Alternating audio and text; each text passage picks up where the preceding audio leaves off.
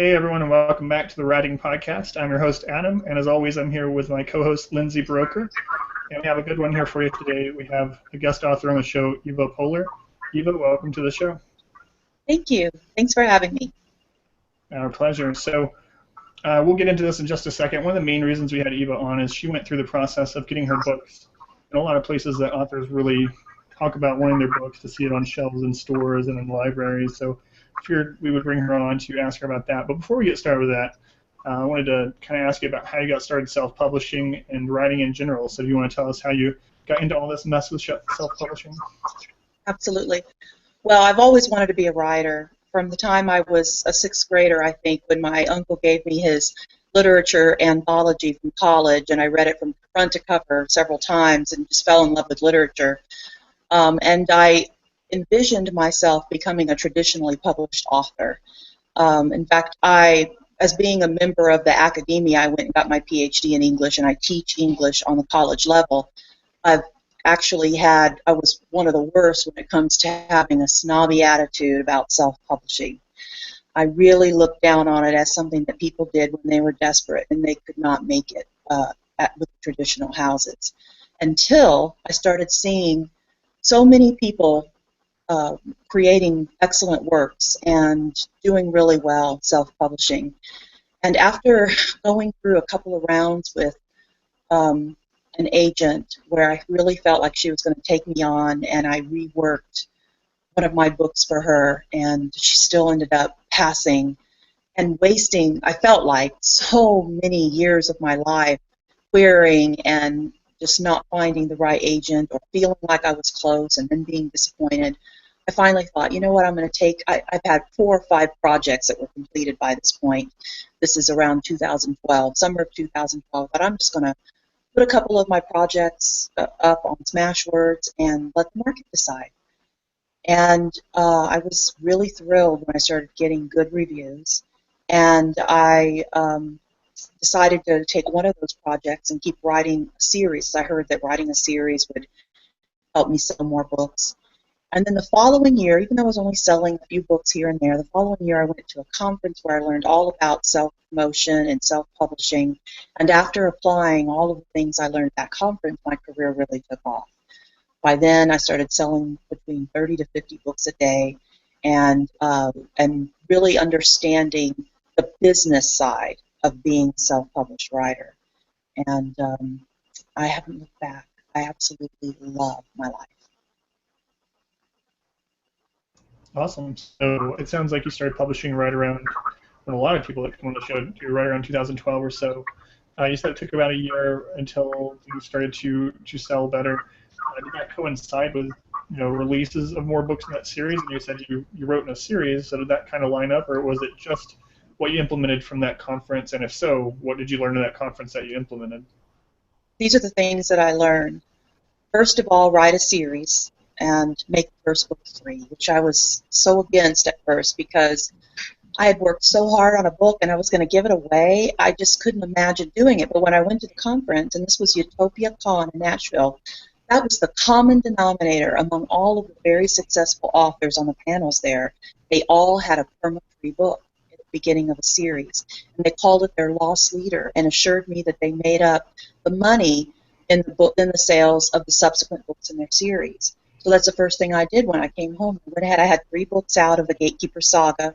I made the first book free, and instantly so many downloads within the next couple of days. It was amazing, and it was true. Just without any other promotional efforts whatsoever, books 2 and 3 started selling just by making the first one free. And then they also recommended getting a book club ad, which I did within the next couple of months, and that is what really took, helped the sales. It helped the discoverability of the book at an amazing rate. So making the first book free, getting a book club ad, also doing cross-promotional efforts like by exchanging back matter. One of the authors that I met agreed to the first chapter of my book in the back of her end of her series, and then I put the first chapter of her first book at the end of my series, and we continued to cross-promote in other ways. And so I think those 3 things were probably the biggest game changers for me. All right, and definitely that's what changed ours as well. Probably around the same time as the perma-free in the beginning, which has lost some of its oomph in the recent months since unlimited, but still a good strategy. So, would you let everyone listening or watching know what genre you're writing in then? And um, Sure. I mostly write young adult fiction based on Greek mythology. I have two series that are based on Greek mythology. The Gatekeeper Saga, which is about a teen whose life becomes involved with the gods when one of them, Thanatos, the god of death and son to Hades, falls in love with her. He wants his chance at love. So he makes a deal with his daddy to go to the upper world and try to win her heart. So that is a 6-book saga. And then I have another 3-book series called The Vampires of Athens, which combines Greek mythology and vampire lore. And that's about a teen who goes to study abroad in Athens and finds out that demigods and vampires are real. And she goes there at a time when they're about to go to war at each other. And she's made friends on both sides and learns that war is not about good versus evil, but about different interests. And she gets kind of stuck in the middle of that. And then I also have another young adult series called Purgatorium, which is a YA thriller, contemporary thriller, about a facility on an island off the coast of California where a doctor uses experimental methods to try to help suicidal teens. So these suicidal teens go to the island wanting to die, and they leave fighting to live because the methods that are used there scare the hell out of them and make them appreciate life. And then I also have a collection of mystery books that are written for adults. And I plan to expand. Right now there's 2, the Mystery Box and Mystery Tomb, and I plan to expand that later on. But I've really been invested in developing my brand as a YA author, so I've pretty much neglected the adult titles. But I do plan to come around to them eventually and do a little bit more there. all right, and that does kind of segue a little bit into what I was going to talk about the libraries. But before I get into that side of the conversation, I'll ask also. You said you have your degree in English literature, so you've been teaching it and writing for a long time.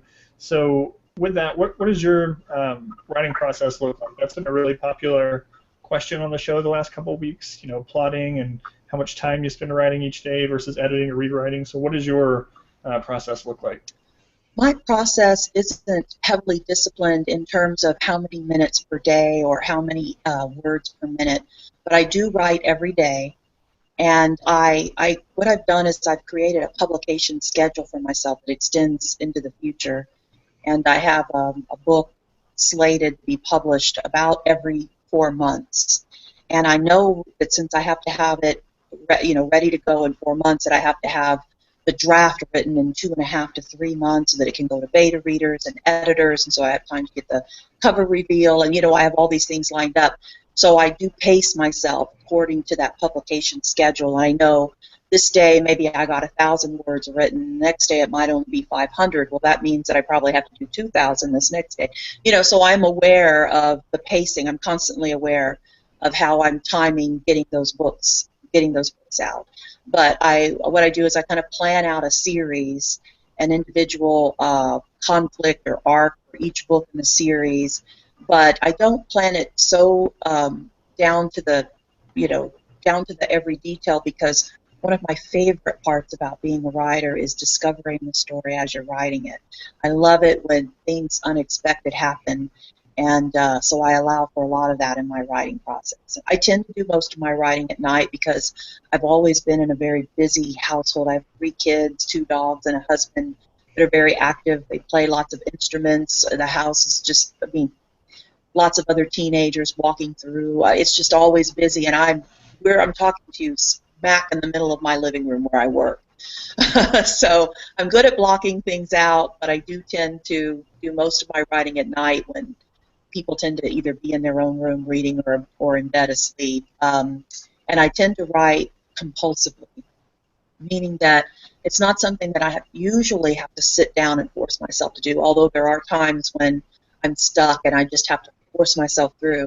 But most of the time I am compelled. I feel very compelled to write, and so that's kind of been a blessing and a curse. But that's my process pretty much.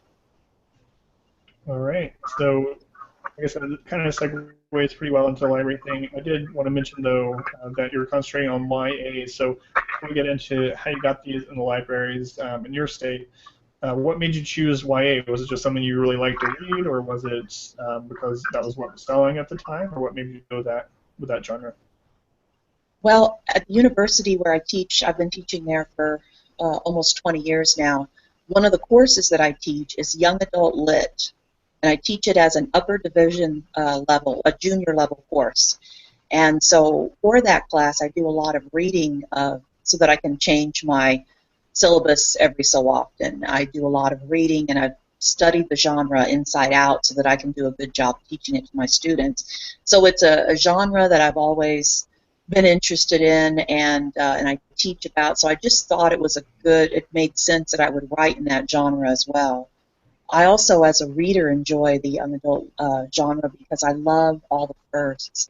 I love going back to that first time you go away from home, that first time you fall in love, that first time you do something outside of your comfort zone that terrifies you. And I also love the idea of imagining being young again, but yet having to take on, go on these adult adventures and do things that, you would expect the adult heroes to do, and be able to see all of that from young, innocent, naive eyes. That's just something I've always enjoyed reading. And so what I do is I try to write stories that I want to read. All right. Well, that makes perfect sense then. If you've been studying the genre for years and years, and I mean, obviously that'd be what would go into because you know what people are writing and what people are reading. So. All right, so we'll get to kind of the meat of the show here. One of the main reasons we brought you on is because you were able to get your books, your young adult books, into physical bookstores and into libraries. So we'll start off with the physical bookstores. I know before the show you told Lindsay and I that you got them on the shelves of Barnes and Noble. So do you want to tell us exactly how you did that and what your experience was doing it, and was it worth it? Okay, yes. When you go to Barnes & Noble website and you scroll all the way down to the bottom, there is a link to their small press department, or I'm not exactly sure what the link is. It's like sell with Barnes & Noble. But anyway, if you go through their website, you will find information. There might even be a frequently asked question list of how to get your books considered for the brick and mortar stores, for the actual shelves. And when you click on that, you're going to see a list of criteria that have to be met in order for the book to be considered. So, for example, there has to be a human readable price on the barcode. And there's a bunch of other, I can't remember honestly what they all were, but it was like systematically going through and checking off the list. One of the most important criteria is that the book must be returnable. So this means that if Barnes & Noble is going to consider your book, you can't publish through CreateSpace. Not that there aren't exceptions that are sometimes made for some really heavy hitters out there, but for the most part, Barnes & Noble wants to know that if they order your book and it doesn't sell, that they can return it. And so I had to go to Lightning Source. Back then they didn't have Ingram and Spark created yet. It came right after I started.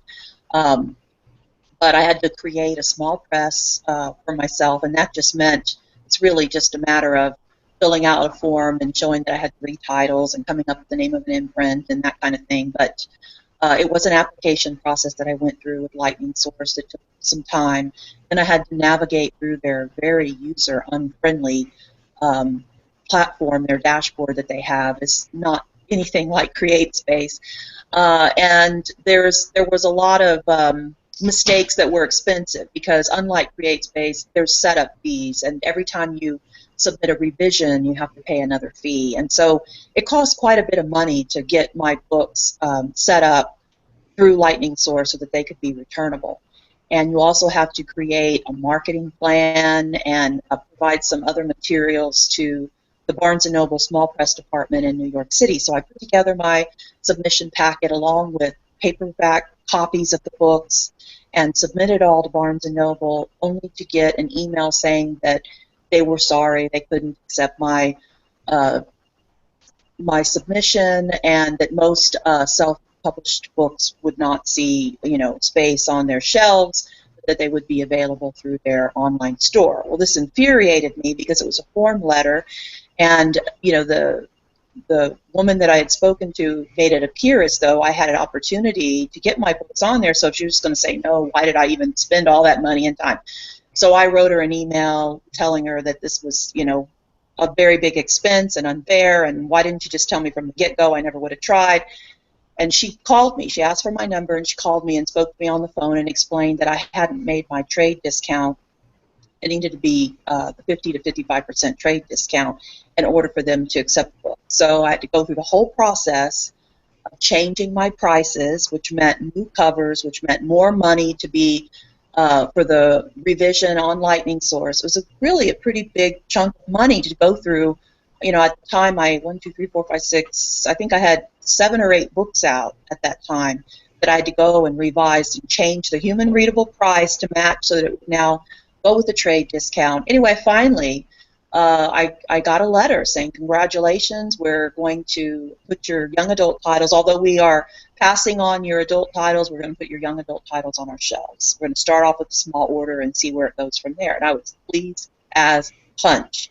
Until probably about 6 months later, I come home from a family vacation. Turn it off for me, please. I come home from a family vacation only to find boxes and boxes of books on my front porch that had been returned from Barnes & Noble. Their idea of a small order was awfully huge because they ordered over 500 books and they returned almost 200 of them. So that meant that the money that I had already been paid by Lightning Source had to be paid back. Some of it had to be paid back for the returns. So I knew that that could happen, but I didn't imagine that it would be on such a large scale. And being a one-person operation, I mean, I do have contract labor, I have a publicist that I pay, and I have a cover artist, and I have an editor. But in terms of the selling and, you know, that aspect of my business, I'm a one-woman operation, and I just don't have time to keep track of returns and, you know, putting money aside that I get from Lightning Source in case there's going to be more money. And at first I was very devastated and thought this was a big loss, but I ended up selling all those paperbacks at a San Antonio Book Festival and the Texas Library Association. So I was able to recover the money by selling those books at trade shows, which I wasn't sure I was going to be able to do because I hadn't done a lot of that yet. So I was pleased when I was able to get that money back. And now I'm wondering, now that I can see that when the books are returned, I can still sell them elsewhere. Because what I did when I got those returns, the first thing I did was go on my dashboard at Lightning Source and change their status from returnable to non-returnable, because I didn't want that to keep happening over and over again and to me have to hold large chunks of money aside so that I can have it to give back if needed.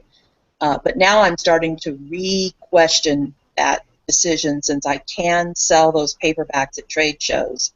The only thing is, the thing that's holding me back from making the decision to go ahead and change it to returnable right now, this minute, is that I was really only making between 25 cents and 50 cents off the sale of each of those paperbacks on the Barnes & Noble store. In order for my book to be accepted by Barnes & Noble, they warn you on that very page I told you to go to that your prices need to be comparable to your competition. And you're competing with traditional books in your genre, for me, between $9 and $11. In order for me to put it at that price, I had to go with just like a 25-cent royalty on each book. I mean, if most people try to get at least $2 off the sale of each book, well, I can't expect Barnes & Noble to accept my title and sell it for $15 or $16 when other young adult books in that genre are selling between $9 and $11. So I did set it so that I only made 25 to 50 cents on each one, and so that's what makes me wonder, is all of that worth it for that little bit of money? Another lesson that I learned, I originally thought if I put the books out there on those shelves that I would get more exposure and more visibility and that the readers would come, kind of like the Field of Dreams, build it and it will come. And what I learned was I think it's better, smarter, to first become really, really big with your ebook sales.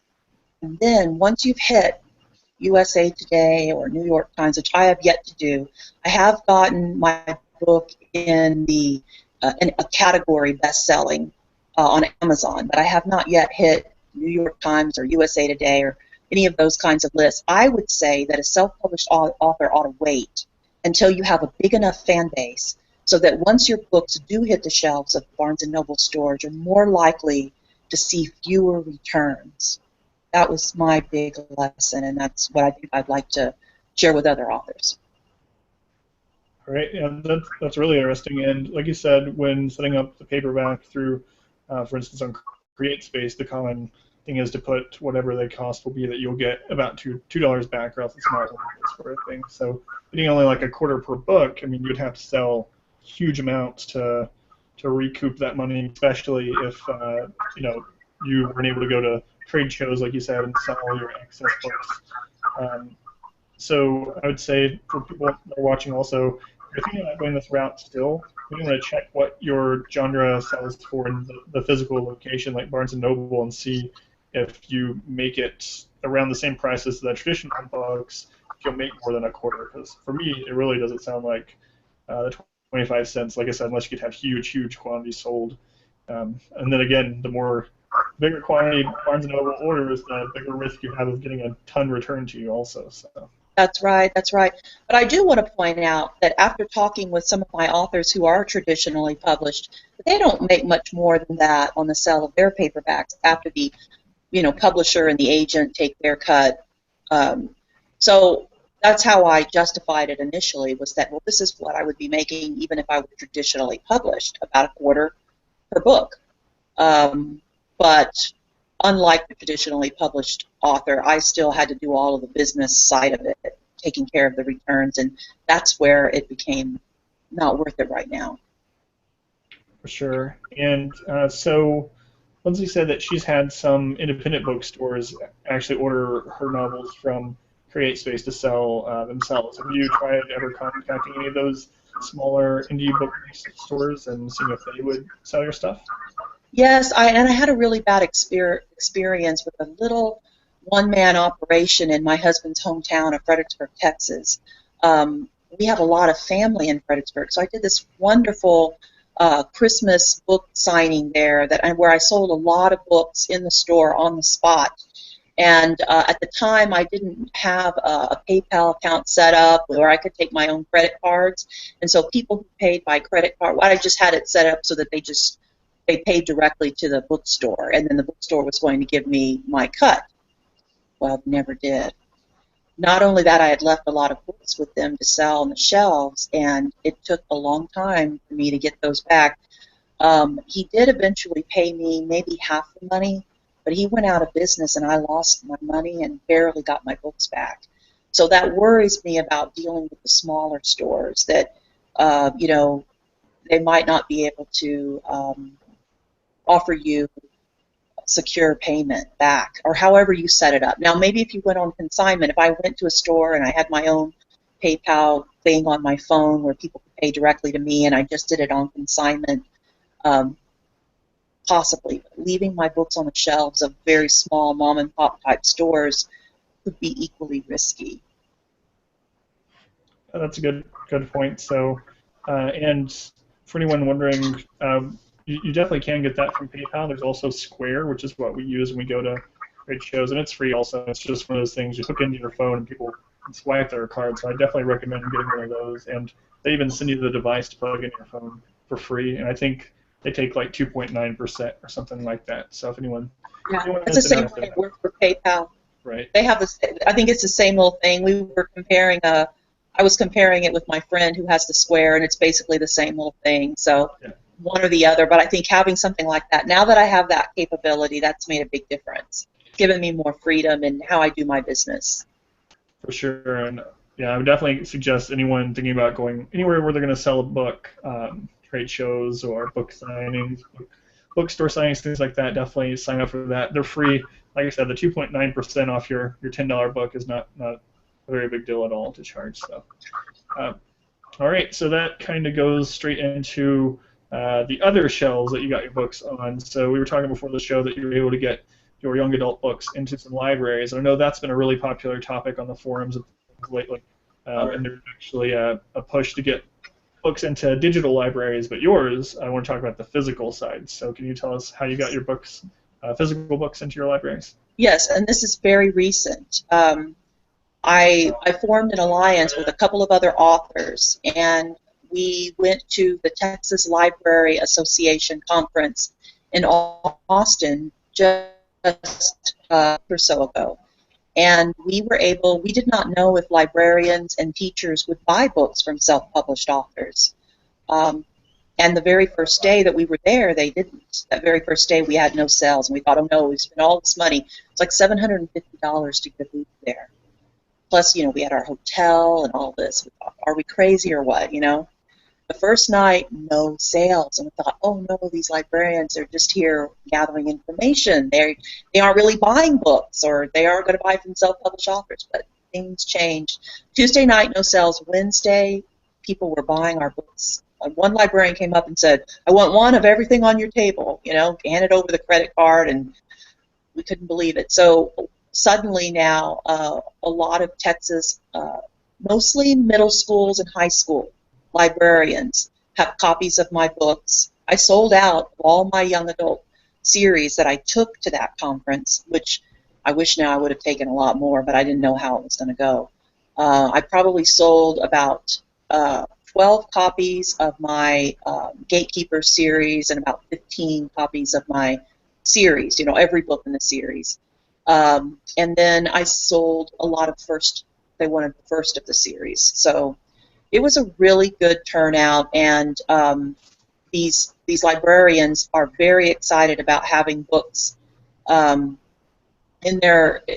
they're excited about supporting independent authors, which surprised me because I thought librarians would be the snootiest of all when it came to self-publish. They're like, oh, we want to support independent. We want our children to learn from example that you can make your dreams come true, that independent artists need to be supported. There was a lot of that going on among these librarians. So, and a lot of them weren't even asking.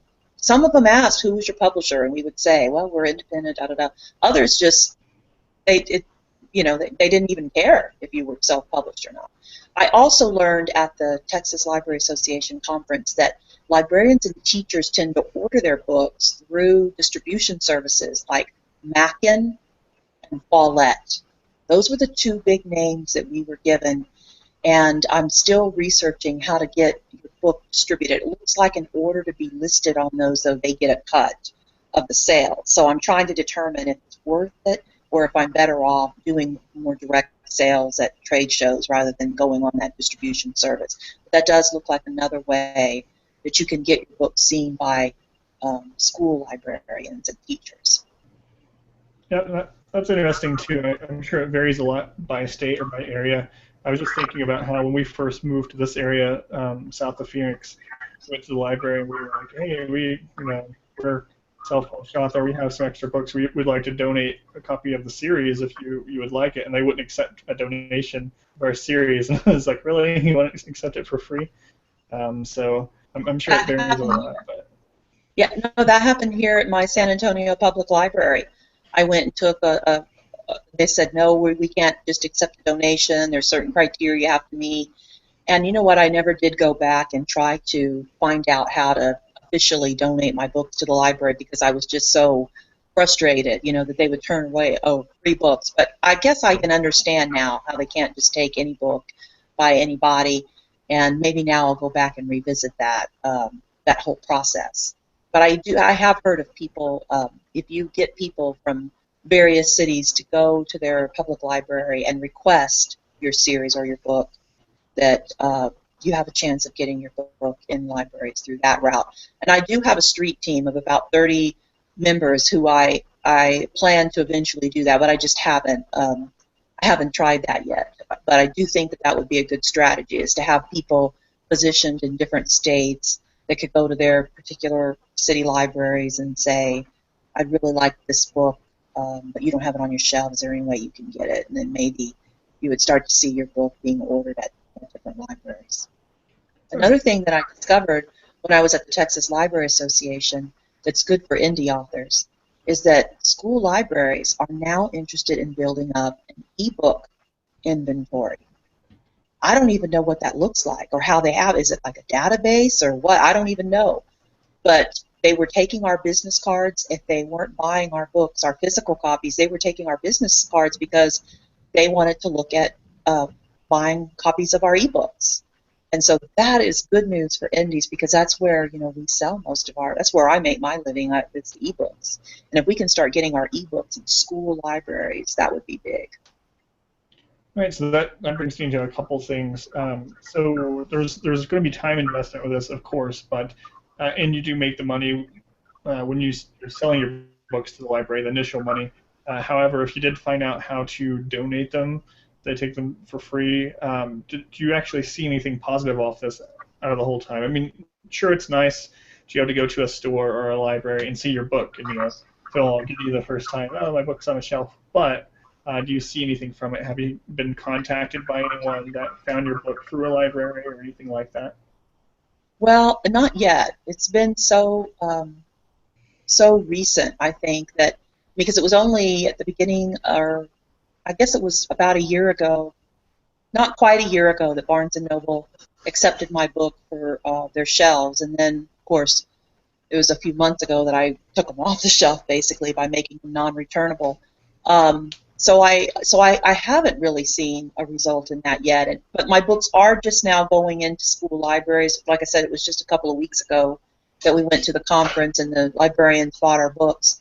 They were also interested, because I mentioned when they bought them that I would be willing, if they were in Texas, to go for school visits. And so I'm wondering if getting the kids excited by being there in person for a school visit would have a greater impact than just them having the book in their library to begin with. You know, I think a lot of times students, I think people in general, get excited when they've had a chance to meet the author live, and I think that might be a strategy that I'm going to try to pursue a little more in the future, if I can afford it. You know, going to different schools and talking about my books, or doing activities related to the craft of writing, or even to Greek mythology or some aspect of my book that would be interesting to students, and that would be something that teachers would like to see in their classrooms.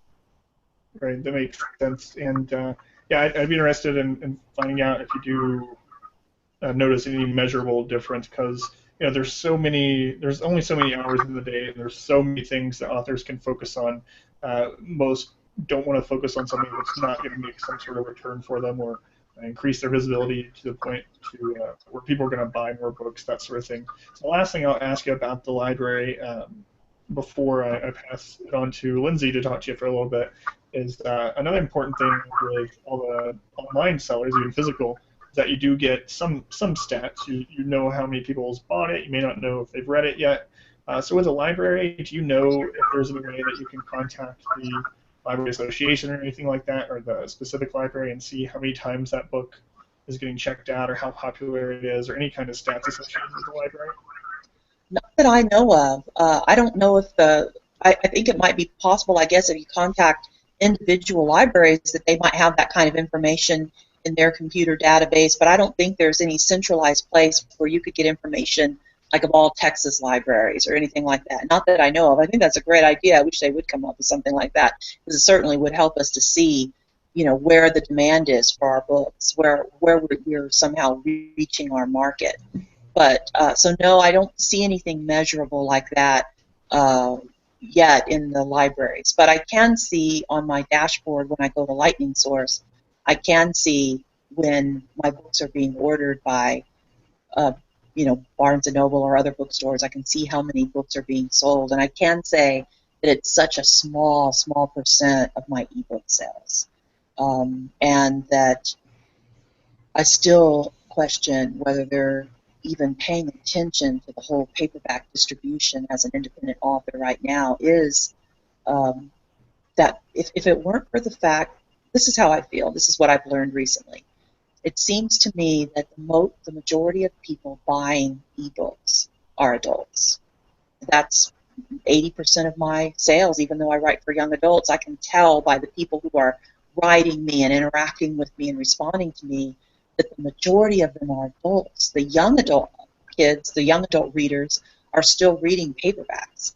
And so that's really the only reason, my only motive for trying to do anything at all with paperbacks, is because I really want the real young adult holding my book in her or his hands and experiencing the story. That's who I was writing it for, you know? But as far as trying to build a business, I think now if I would go back, focusing more on adult titles as an independent publisher probably would have been smarter. I probably would be doing better if I'd just been writing for adults, and then I could have seen maybe bigger sales in the ebooks. But I do think that the young adult market is going to catch up with technology and is going to start reading ebooks more and more. And that, I mean, I'm a hopeful, optimistic person, so it might not really pan out. It might just be me wishful thinking. But I do think that eventually I won't care about paperbacks anymore because the young adults are going to be reading my books on their e-readers, and I will just be happy to say goodbye to all my efforts on the paperback distribution. Yeah, that makes sense. So I'll say before I pass over to Lindsay that from a business standpoint, it may not make sense. I mean, like I said, it's kind of cool to see your book on a shelf or in a library, and it's nice thinking that your books will be in front of other people's eyes, especially through the library, that you'll have some people reading them. But for profitability, return on investment of time or money, it's probably not as good of an idea than focusing that time into the ebooks instead. It may be a little bit different per genre.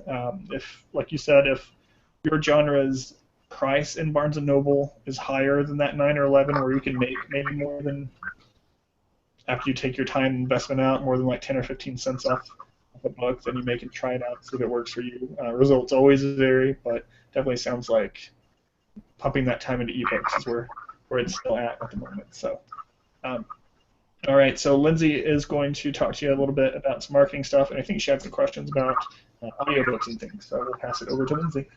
Okay, great. Thank you, Adam. All right, yeah, I was just, I'm kind of curious. It's interesting that teenagers haven't really embraced the young adult thing. Do you think it's just that they don't have credit cards and can't shop on Amazon without their parents, or? I don't know. As I mentioned before, I teach college students, and I did a survey of over 100 college students asking what did they prefer, ebooks, paperbacks, hard copies, and over 70% of respondents, college-age kids, 70% still preferred paperbacks to ebooks. So I don't know if it's that they just haven't. They don't have the money to buy their own Kindles and their own Nooks so that they have had an opportunity to explore, or if it's just that still being in school, they have access to paperbacks more from their school libraries and from the books that they're assigned in their classes. I really don't know for sure, but I'm hoping that there's going to be a shift and that will change, because usually the young people are the ones on the frontier of technology. Usually they're the ones telling us older people how to run the VCR or how to, any technology. You just insert any technology into the blank, run the blank, So I was shocked by that, and I've been shocked as I've continued to see similar studies being reported all over the internet about the small percentage of young adult readers reading ebooks. Yeah, it is really interesting, especially when I've heard interviews with the people from Wattpad, and they say that just most of their people are that teenage age, and they're reading the books on their phones. So I have to think it's like the payment collecting money thing might be the obstacle. I think our voracious teen readers are reading on ebooks. Our very voracious, small percentage of the population of actual readers might be reading on their phones or their iPads, and I do have heard that most of them are going more to iBooks. And I have noticed in my experience on Goodreads that we have a lot of young people there, but a lot of them are searching for free books or begging for PDFs. They're not really big purchasers. So I just think of our regular customers, such a small percentage of them are actual young adult readers. But there are some, but they're the voracious ones that are reading on their devices just because it's the fastest, easiest way they can appease their appetite. Right. Well, I'm with you, and I hope to see that that grows in the future, and we see more YA readers picking up the ebooks. So I'd love to ask you about actually trade shows. I don't think we've really talked about that on here before. Do you find, how do you go about finding a place to sell your books? Do you go rent a table, or how does that work? And do you actually make enough money that it's worth it? Well, I'm just getting started in trade shows, and I have been shocked. The first one that I did, well, except for doing a couple of conferences, I did some conferences that are geared towards writers, and I didn't get much of a return on my investment. A couple of the conferences I went to were fairly new, and that's why I went, because they were cheap and new, and I was asked to be on panels, and so I was kind of lured into the idea that I was going to be, going kind of as a celebrity myself, and all was all.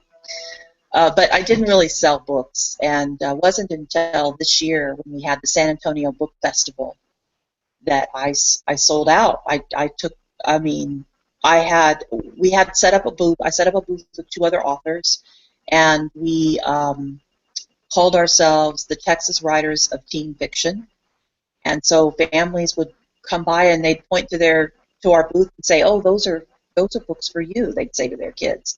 And these were families there that were there to buy for their kids. So it wasn't an author conference where, you're basically trying to sell to other authors and the small group of readers that the conference organizers are able to bring in. No, this was a festival where families are there and people want to buy books. And I think I'm going to try to focus more on festivals and less on writerly conferences now.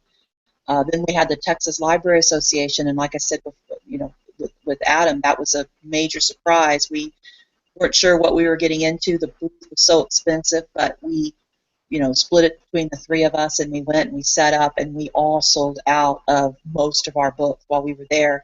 And one of us, even who didn't have as much inventory initially, even sold a lot of pre-orders. I mean, she just took orders and gave free shipping to people who ordered their books and paid for them ahead of time there.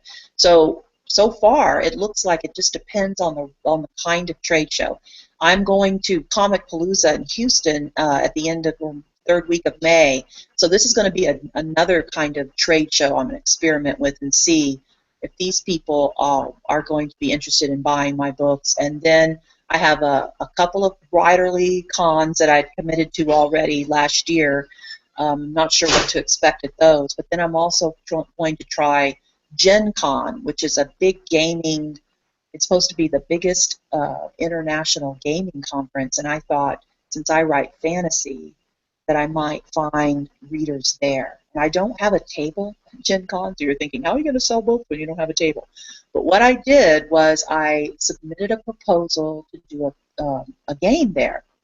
I created a Greek mythology bingo game, and I've commissioned an artist, and she's creating 45 images of Greek gods, goddesses, monsters, and other mythological beings, and I'm creating flashcards and bingo cards that I hope to create a Kickstarter campaign with and try to get this maybe into, this is just another marketing idea I had, try to get it into classrooms, because I do know they teach Greek mythology in both middle school and high school here in San Antonio, so they probably do other places. And so I'm going to run this at the Family Fun Pavilion at Gen Con. And so, of course, I'm going to be handing out little goodie bags with all my swag and information about my books. And I'm also going to have an opportunity for people to order books from me there at the game, even though I'm not going to have a table. So I'm just trying all of these different kinds of trade shows, the festivals, the library association where you have teachers and librarians, the gaming fantasy group, the writerly reader cons, and I'm just trying to see, where it's panning out, and then I'm going to reassess at the end of the year and decide where I'm going to focus my strategies. That's what I'm doing. All right, definitely sounds like you're being creative there with the gaming aspect. I'd be curious to hear in the future how that worked out for you.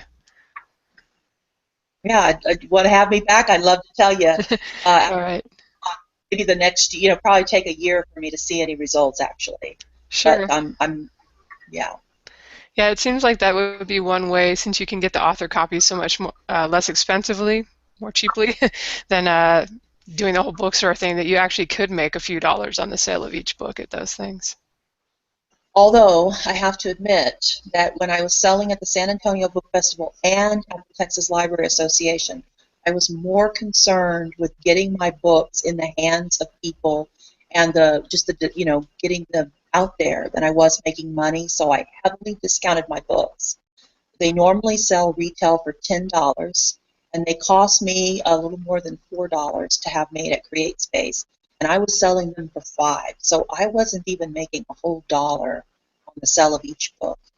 Like I said, I'm just getting my feet into these trade shows, and I'm just wanting to get my books in libraries and in the hands of people. I'm not trying to become a money-making machine yet. I feel like first I have to kind of like lay the groundwork and get the books out there, and then I hope to see the return on that a little bit later.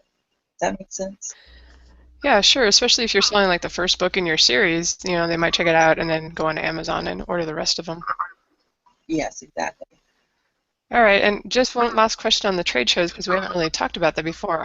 Did you have to do any special advertising to get people to come to your table, or is it just kind of the cover art draws them in?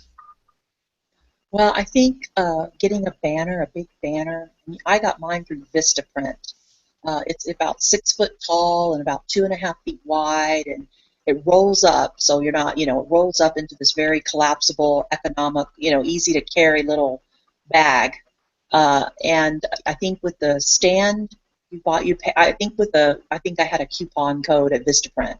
So with the stand and the banner, I think it ran me about $70.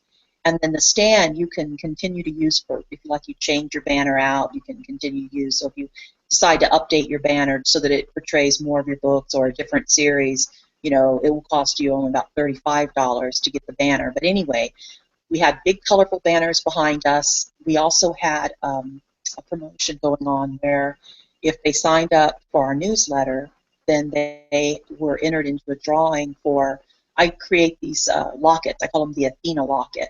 And inside I have an inscription that was inspired by Alice Walker, author of The Color Purple, and it's the most common way people give up their power is by believing they have none.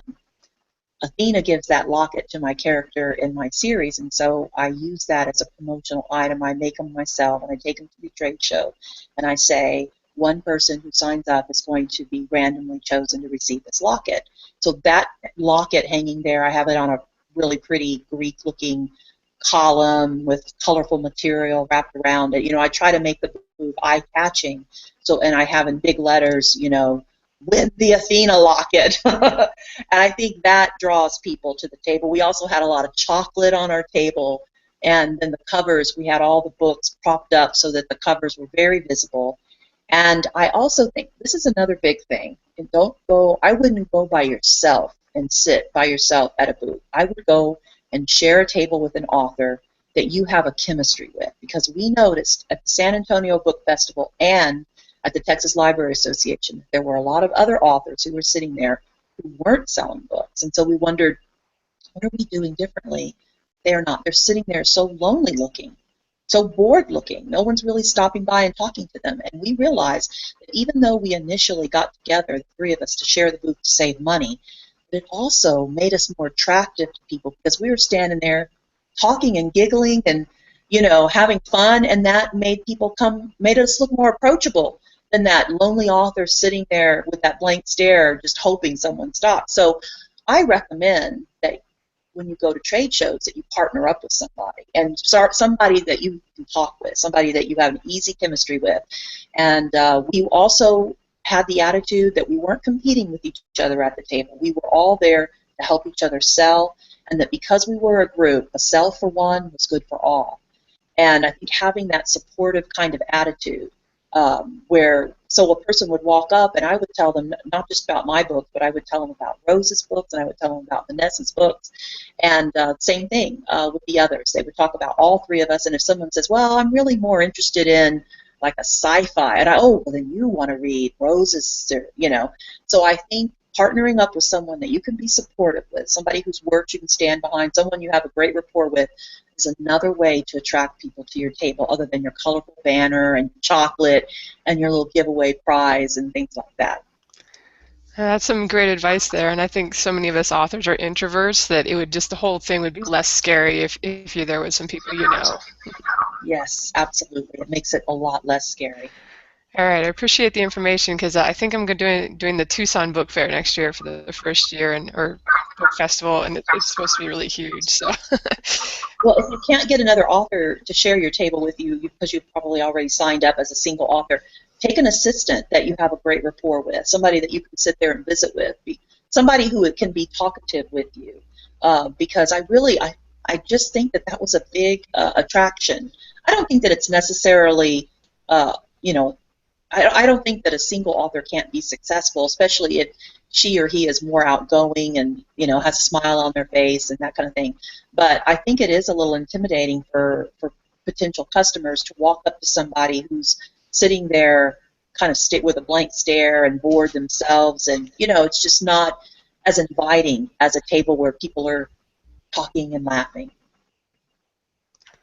all right, definitely good tips. Thank you for indulging my curiosity on the topic. Oh, sure, absolutely. I'd also like to ask you about audiobooks because I see you've done several of your books. Did you go through ACX for that, or did you do it yourself? Yes, I did it through ACX.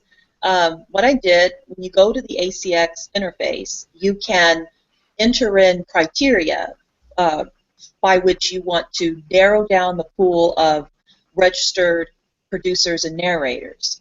And I did. I entered all the criteria I was looking for, and it produced a list of 30 narrators, and they each had a sample about 5 minutes. So I listened. Instead of inviting people to audition, instead instead of just posting it up, people to audition, and then you getting people auditioning, you know, who might not really be suitable for your book, I instead went and listened to each of these samples, found my top 5 favorites, and then personally contacted those top 5 and invited them to audition. And my top choice, Debbie Ann Dreen, was the first to reply to my email, and I made the offer to her, and we have had a great relationship. I also had a wonderful experience with Nancy Alexander, who did the mystery box, but her voice was really better for the mystery box because it's this older woman, and she had the right character voice for that book.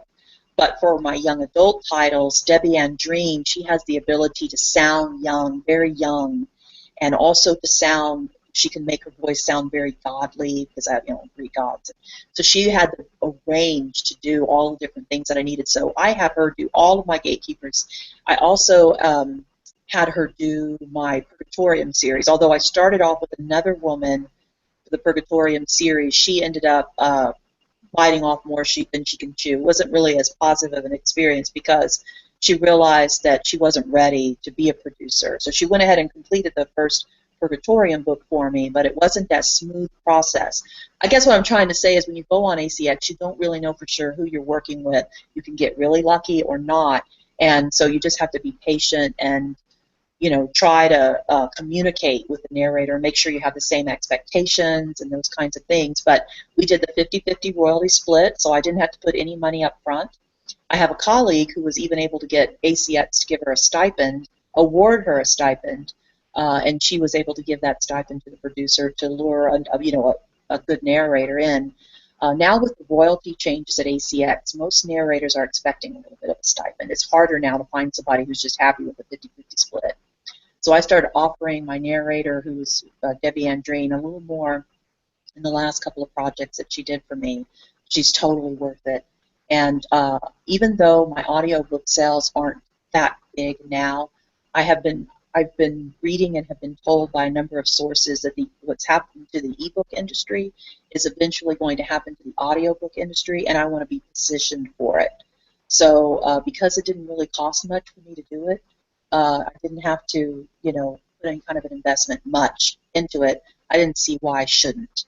And I've been very, very happy, and it is still very nice when you're selling your books to be able to say, my book's available on all platforms. You can find it in paperback, you can find it in ebook and audiobook, and a lot of them go, oh, audiobook too, and it just makes you sound more credible and more, I don't know, worldly as an author when you can say you're on multiple platforms like that. I think people are willing to take a risk on someone who has those kinds of platforms available because they believe that they can trust that author, that author has a true investment in getting their story out to the public. So I don't know, I might be wrong, but I found it to be a very positive experience.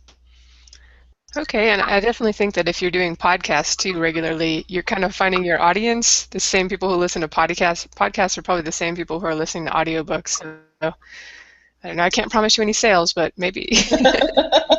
That's a good point. So I might mention that both Purgatorium and The Gatekeeper's Son are on sale for $1.99 at Audible right now.